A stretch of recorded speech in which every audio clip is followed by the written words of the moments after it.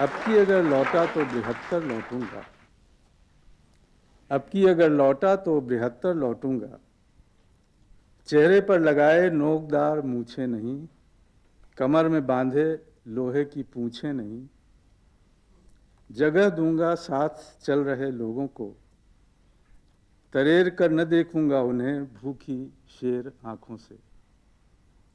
अब की अगर लौटा तो मनुष्यतर लौटूंगा। घर से निकलते, सड़कों पर चलते, बसों पर चढ़ते, ट्रेनें पकड़ते, जगह बेजगह कुचला पड़ा पिद्दी सा जानवर नहीं। अगर बचा रहा तो कृतज्ञतर लौटूंगा। अब की अगर लौटा तो हताहत नहीं, सबके हिताहित को सोचता पूर्णतर लौटूंगा। साहित्य में अगर नैतिकता के प्रश्न को न सोचा जाए तो मुझे ये अजीब लगता है। आज जो हालत हम देख रहे हैं अपने समाज की, अपने राजनीति की, एक औसत मनुष्य की, तो मुझे तो बड़ा स्वाभाविक लगता है कि हमारा ध्यान बार बार नैतिकता की ओर जाए और उन आधारों की ओर जाए जो नैतिकता को हमारे समाज में, हमारी राजनीति में, हमारी दिनचर्या में संभव बना सकें, इस हद तक संभव बना सकें कि वो स्वाभाविक हो जाए हमारे बीच। इस बात को मैंने अपनी कई कविताओं में व्यक्त करने की कोशिश की है।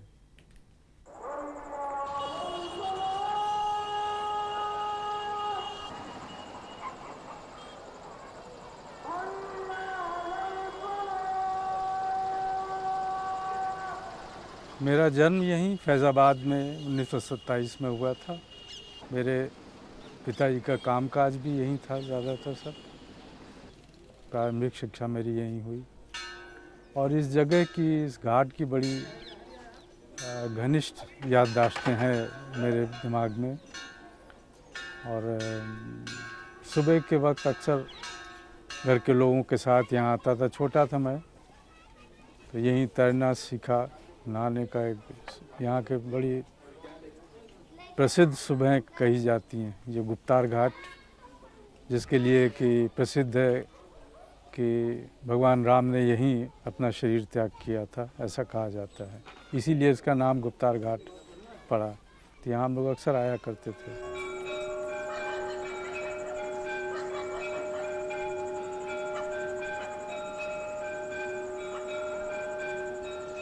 अयोध्या में हमारा पहले से परिवार का एक पुश्तैनी मकान था। अयोध्या फैज़ाबाद हालांकि दो नाम हैं ज़रूर, लेकिन मुश्किल से 4 मील 6 किलोमीटर के करीब का फासला है दोनों के बीच। सो रोज़ ही आना जाना लगा रहता था। अयोध्या में कई वर्ष मेरे बचपन के बीते। इस समय मेरी माँ बीमार हुई बहुत घातक रूप से, टीबी से। उस समय हम लोग बाकी परिवार से अलग कर दिए गए ताकि यहाँ रह कर के उनका इलाज ठीक हो सके। और यहाँ से ही हम लोग स्कूल या कॉलेज जाते थे। मैं था, मेरी बड़ी बहन, मेरे बड़े भाई। बाद में मेरी बहन को भी टीबी हो गई थी। यहीं मेरी माँ का देहांत हुआ। इसलिए बहुत सी यादों के साथ एक बहुत गहरी उदासी की याद भी मेरे मन में है। और जब भी सोचता हूँ माँ के बीमारी के दिनों को, तो ऐसा लगता है कि बचपन में शायद उसको इतना नहीं महसूस किया जितना अब उसको ज़्यादा समझ पाता हूँ मैं। बाद की यादों में मेरे पिताजी बहुत वर्षों बाद, जिनका देहांत अभी हाल में ही हुआ 89 में, वो भी न जाने क्यों उनका मन हुआ कि यहीं आके रहना चाहते हैं। तो ये जहाँ मैं बैठा हूँ इसी कॉटेज में, फिर वो भी आके रहे और 3-4 साल हम लोग आते जाते रहते थे लखनऊ से। यहाँ ही उनका देहांत हुआ। तो जहाँ अयोध्या की तमाम यादें मेरे मन में हैं, पारिवारिक स्तर पर ये दो त्रासद यादें जो हैं वो शायद हमेशा के लिए हैं। और मेरी अनेक कविताओं में इनकी स्मृतियाँ आती रही हैं। ख़ासकर नीम के फूल को याद कर सकते हैं। तो जब भी यहाँ आता हूँ तो मेरे मन में वो यादें घूम जाती हैं। नीम के फूल एक कड़वी मीठी औषधीय गंध से भर उठता था घर जब आंगन के नीम में फूल आते। साबुन के बुलबुलों से हवा में उड़ते सफ़ेद छोटे छोटे फूल दो एक माँ के बालों में उलझे रह जाते जब वो तुलसी पर जल चढ़ाकर आंगन से लौटती।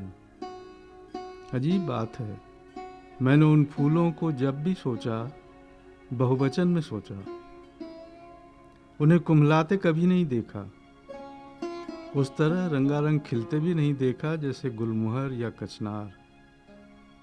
पर कुछ था उनके झरने में खिलने से भी अधिक शालीन और गरिमामय, जो न हर्ष था न विषाद।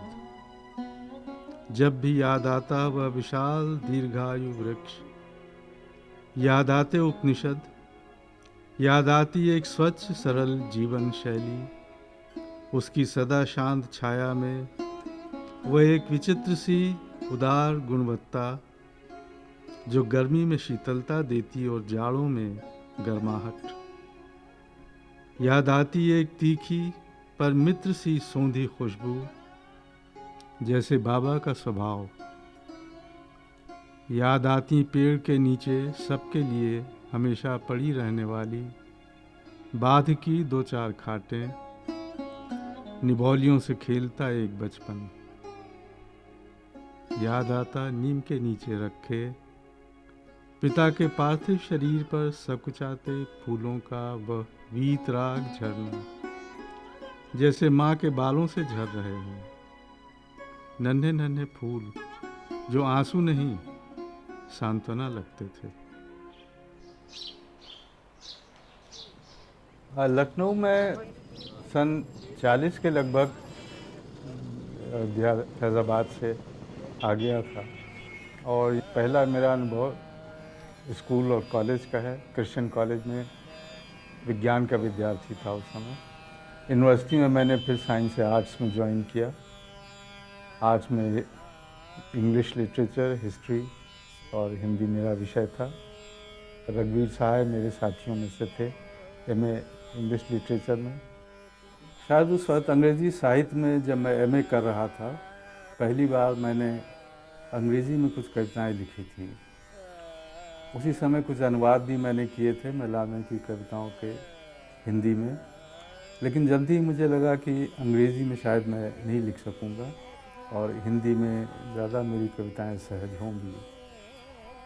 इसी वक्त कुछ अनुवाद मेरे छपे थे प्रतीक में और बाद में मेरी कविताओं में से अज्ञे जी ने कुछ कविताएं तीसरा सप्तक के लिए चुनी थी। हालांकि तीसरा सप्तक चक्रव्यूह के बाद छपा 59 में और चक्रव्यूह मेरा 56 में आ गया था, लेकिन इनमें कुछ कविताएं ऐसी हैं जो चक्रव्यूह से पहले की लिखी हुई कविताएं हैं। तो एक तो केंद्र हम मेरे साहित्यिक रुचि का या पढ़ने लिखने की रुचि का विश्वविद्यालय थी। दूसरी जगह थी कॉफ़ी हाउस। कॉफ़ी हाउस में उस समय के लेखक आमतौर पर उर्दू, हिंदी, जर्नलिस्ट, इन सबों का जमावड़ा होता था और काफ़ी समय मेरा कॉफ़ी हाउस में बीतता था। मेरे अनेक घनिष्ठ मित्र मुसलमान थे जिनमें ख़ास तौर पे याद करता हूँ मैं, जैसे मजाज साहब थे, सज्जाद जहीर साहब थे, रज़िया आपा थी। इन लोगों के साथ उठना बैठना जैसे अपने परिवार के लोगों के साथ उठना बैठने तरीके था। इस संस्कृति का बहुत दूरगामी और व्यापक असर शायद मेरे लेखन पे पड़ा, ख़ासकर मेरी भाषा पे पड़ा, क्योंकि आज भी जो हिंदी में लिखता हूँ उसमें हिंदी उर्दू को मैं अलग करके नहीं लिख पाता हूँ। उन्हीं दिनों मैंने लखनऊ पर एक कविता लिखी थी। उसके कुछ अंश इस प्रकार हैं। किसी नौजवान के जवान तरीकों पर त्योरियां चढ़ाए, एक टूटी आराम कुर्सी पर अध लेटे अध मरे बूढ़े सा खांसता हुआ लखनऊ। किसी मुर्दा शान शौकत की कब्र सा, किसी बेवा के सब्र सा, जर्जर गुंबदों के ऊपर अवध की उदास शामों का शामियाना थामे, किसी तवाइफ की गज़ल सा, हर आने वाला दिन किसी बीते हुए कल सा, कमान कमर नवाब के झुके हुए शरीफ आदाब सा लखनऊ, खंडहरों में सिसकते किसी बेगम के शबाब सा लखनऊ, बारीक मलमल पर कढ़ी हुई बारीकियों की तरह इस शहर की कमज़ोर नफासत, नवाबी ज़माने की तनानी अदाओं में किसी मंचले को रिझाने के लिए कव्वालियाँ गाती हुई नज़ाकत, किसी मरीज़ की तरह नई ज़िंदगी के लिए तरसता सरशार और मजाज का लखनऊ, किसी शौकीन और हाय किसी बेनियाज का लखनऊ, यही है क़िबला हमारा और आपका लखनऊ।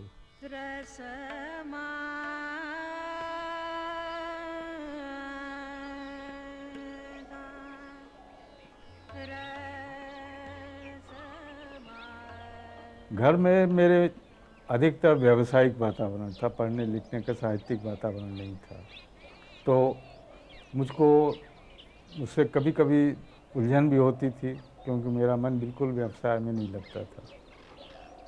तो मैं वहाँ से अपनी गाड़ी पर, छोटी गाड़ी थी मेरे पास से, उससे निकल जाता था। तो रेजिडेंसी मेरे बहुत प्रिय जगहों में से थी। खासकर रेजिडेंसी से जुड़ी कविताएं नहीं लिखी, लेकिन ऐतिहासिक जगहों से जुड़ी कई कविताएं लिखी हैं। इतिहास में जाना एक बात है, इतिहास को वर्तमान में ले आना बिल्कुल दूसरी बात है। मेरा पर्पज़ ये है कि मैं जो भी बात कहूँ आज के संदर्भ में भी, वो केवल आज के संदर्भ में नहीं हो, उसके पीछे हमारे चिंतन का, कर्म का एक पूरा इतिहास भी ध्वनित होता रहे।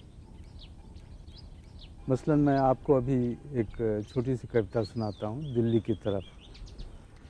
उसमें आप देखेंगे कि कई अनुभव हैं अतीत के जो आज के अनुभव के साथ जोड़ दिए गए हैं।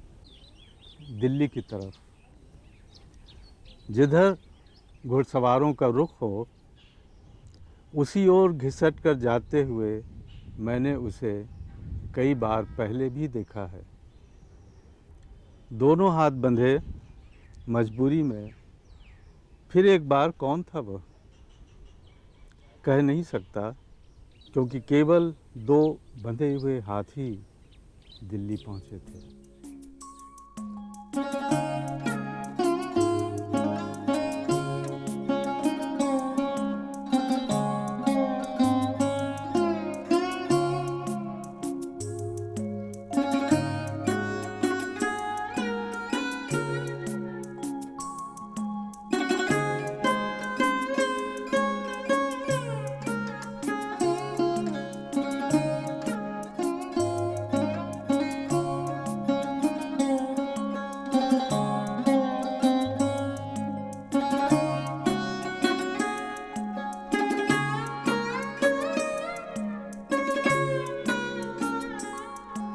मेरी पत्नी का जीवन में आना बहुत मायने में मेरे लिए बहुत बड़ा सुअवसर था।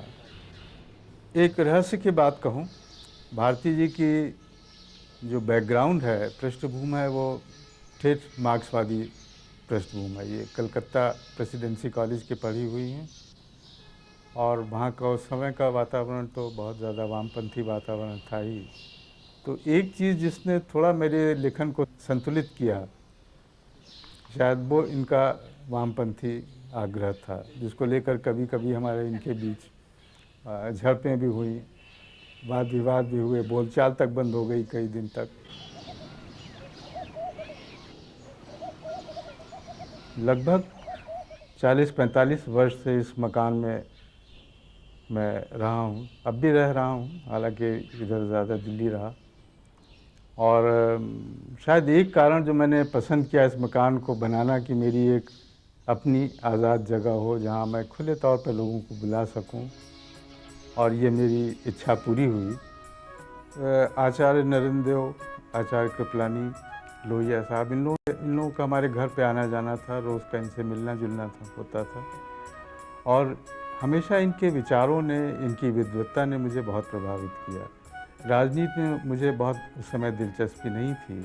आगे चल के भी मैंने अच्छे या ऊंचे विचारों के प्रति एक बहुमुखी सतर्कता रखी, बजाय इसके कि किसी एक विचारधारा से अपने आप को प्रतिबद्ध कर लिया। वो हमेशा मेरे लिए मुश्किल रहा।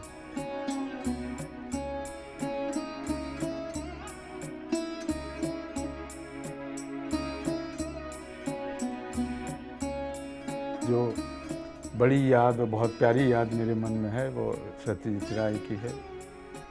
हम लोग मानिक दा कहते थे, सभी उनको प्यार से मानिक दा कहते थे।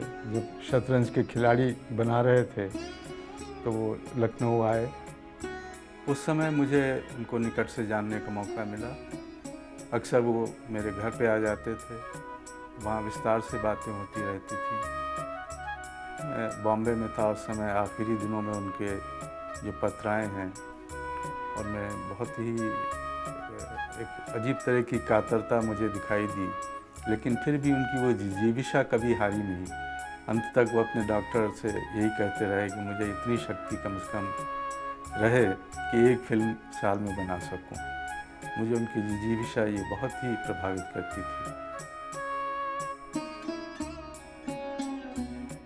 हर तरह के लोग जो लखनऊ आते थे, मेरा सौभाग्य है कि उनसे मुझे मिलने का मौका मिलता रहा।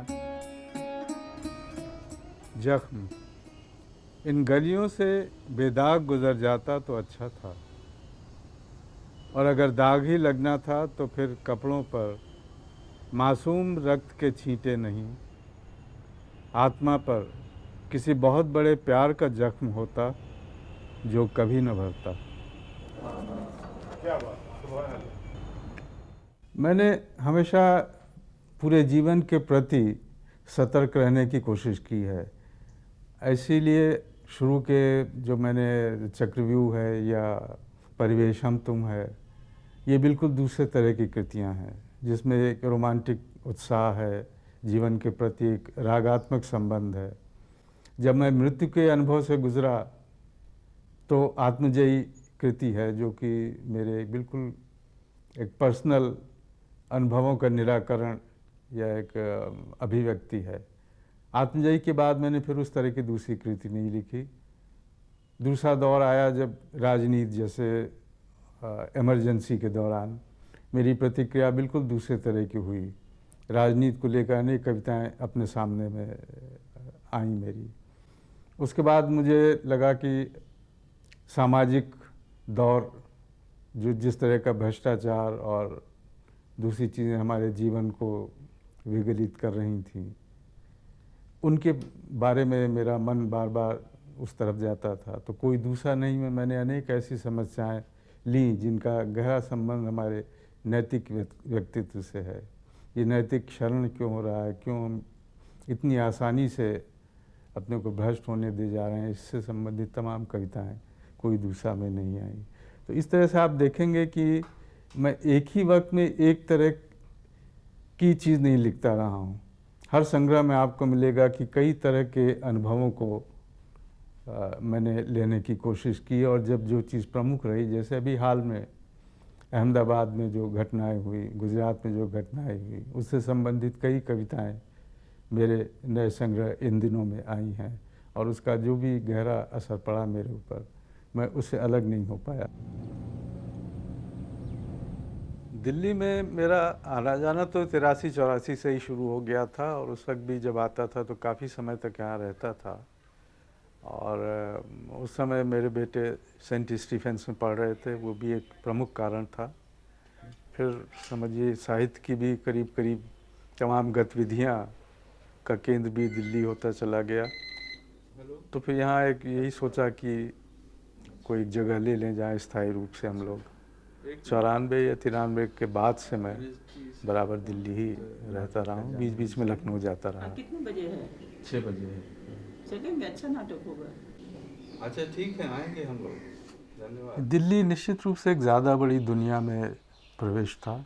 जब मैं ज़्यादा बड़ी दुनिया कहता हूँ तो मेरा मतलब सिर्फ साहित्य की दुनिया से नहीं है, उन तमाम कलाओं से, साहित्य के भी उन विभिन्न भाषाओं के साहित्य से है जिनमें मेरी रुचि रही है। दिल्ली आने से पहले मैं अंग्रेज़ी, हिंदी उर्दू, इन साहित्य के कई साहित्यकारों से परिचित था, लेकिन दिल्ली आकर मुझे कई भारतीय भाषाओं के लेखकों से, जैसे मलयालम के हैं, उड़िया के हैं, बंगला के हैं या मराठी के हैं, इन लेखकों से मिलने का जो मौका मिला वो मेरे लिए मूल्यवान है। उसने मुझे नई तरह से एक ज़्यादा बड़े भारतीय परिप्रेक्ष्य के प्रति सचेत कराया और मेरे खुद के अपने सोचने के ढंग में मुझे बहुत कुछ उससे मिला। साहित्य अकेडमी के आयोजनों में अक्सर ही जाना होता रहता है और जैसा हम सभी जानते हैं कि कुछ न कुछ साहित्य अकेडमी में होता ही रहता है। साहित्य से जुड़े होने के नाते शायद मैं उससे अलग भी नहीं रह सकता। ये मेरे जीवन का एक घनिष्ठ हिस्सा रहा है। ये बात सही है कि मैं सीधे किसी दल से या किसी विचारधारा से नहीं जुड़ा हूँ, लेकिन ऐसा नहीं कि मेरी कविताएं राजनीति विमुख हैं या जो कुछ राजनीति के क्षेत्र में हो रहा है उसे वो कविताएं गहराई से देखती नहीं हो। अब ये मेरा अपना तरीका है कि मैं राजनीति को राजनीति की तरह नहीं रखकर एक उसको ज़्यादा बड़ा परिप्रेक्ष्य देना चाहता हूँ, एक ज़्यादा बड़ा ऐतिहासिक संदर्भ देना चाहता हूँ, उसके एक मनोवैज्ञानिक गहराइयों में जाना चाहता हूँ कि क्यों ऐसा होता है। बाबरी मस्जिद जिस तरह से जिसका ध्वंस हुआ उसने बहुत नज़दीक से मेरी संवेदनाओं को छुआ, क्योंकि अयोध्या मेरे बचपन की यादों के साथ जुड़ी है। मैं वहाँ रहा हूँ और मैंने देखा कि जो वातावरण वहाँ तब था और अब भी है, वहाँ इतना बड़ा हिंदू मुस्लिम का भेद था नहीं जैसा कि बाद में बनाया गया। अयोध्या कविता के कई स्तर, ऐतिहासिक, मिथकी और आज के माहौल को, तीनों को लिया है। अयोध्या 1992। हे राम, जीवन एक कटु यथार्थ है और तुम एक महाकाव्य। तुम्हारे बस की नहीं उस अविवेक पर विजय जिसके 10-20 नहीं अब लाखों सिर, लाखों हाथ हैं और विभीषण भी अब न जाने किसके साथ है। इससे बड़ा क्या हो सकता है हमारा दुर्भाग्य। एक विवादित स्थल में सिमट कर रह गया तुम्हारा साम्राज्य। अयोध्या इस समय तुम्हारी अयोध्या नहीं, योद्धाओं की लंका है। मानस तुम्हारा चरित नहीं, चुनाव का डंका है। हे राम, कहाँ यह समय, कहाँ तुम्हारा त्रेता युग, कहाँ तुम मर्यादा पुरुषोत्तम और कहाँ यह नेता युग। सविनय निवेदन है प्रभु कि लौट जाओ। किसी पुराण, किसी धर्म ग्रंथ में सकुशल सपत्नीक, अब के जंगल वो जंगल नहीं जिनमें घूमा करते थे वाल्मीकि। कुंवर नारायण उन थोड़े से कवियों में हैं जो केवल भावोच्छ्वास और तीव्र आवेगों के कवि नहीं हैं, बल्कि वो सुविचारित, सुस्थ, जिसे प्राचीन भाषा में कहते हैं, चिंतक कवि हैं। और बड़े कवि जितने भी हुए हैं उनकी कविता में विचार और अनुभूति का ऐसा सघन मिश्रण होता है, वही उनको सामान्य कवियों से बड़ा बनाता है। कुंवर नारायण की कविता से मेरे संबंध की कहानी लगभग मेरे कवि होने की कहानी जितनी लंबी। यानी जब हमने कविता लिखना शुरू किया था तो जो अलग आवाज़ें थीं उनमें से एक आवाज़ कुंवर नारायण की थी। वो हर चीज़ को निजी और सामाजिक के द्वैत में नहीं बांधते थे। उनके यहाँ प्रश्न चरम प्रश्न हो सकते थे, जैसा कि उन्होंने बाद में ये हिम्मत की भी कि उन्होंने, जिनको आप कहें आध्यात्मिक प्रश्न पूछने की दुस्साहसिकता की अपनी लंबी कविता आत्मजयी में। एक बात। दूसरी बात ये थी कि उनमें एक नैतिक सूक्ष्मता है जो मुझे दूसरे कवियों से उनको अलग करती दिखाई देती है। सब लोग सामाजिक बोध, सामाजिक जिम्मेदारी की बहुत बात करते हैं। कोई मनुष्य की या व्यक्ति की नैतिक जिम्मेदारी की बात कविता में नहीं करता, जो कि कुंवर नारायण ने की। बल्कि उनकी कविता का जो केंद्रीय सरोकार है वो मनुष्य होने और मनुष्यतर होने की कोशिश का सरोकार है। कठोपनिषद में यम और नचिकेता का संवाद आता है। आत्मजयी उसी से प्रेरित है जिसके कुछ अंश मैं यहाँ सुना रहा हूँ। उसकी निरपराध आँखों के अवसान में प्रतिदिन एक सूर्य की बलि दी जाती और वह उस व्यर्थ वेदना की छटपटाती पराकाष्ठा से गुजरता, बिना अस्त हुए, बिना शांति पाए। एक अंतिम सांझ अभी शेष है, साक्षी उन दिनों की जिन्हें उसने किसी तरह जीवित रखा, निरंतर सींचकर आत्मा के रक्त से। समिधा में किरणों की चमचमाती बर्छियाँ उसे सैकड़ों निरीह टुकड़ों में काटकर स्वाहा कर देती हैं, किंतु वह मरता नहीं। गृहीत होकर अतल जल के धधकते हुए दीर्घ सायंकाल में असंख्य मछलियां बन जाता है और वध किया हुआ सूर्य डूबकर पुनः उसकी ही दुनिया में उदय होता है।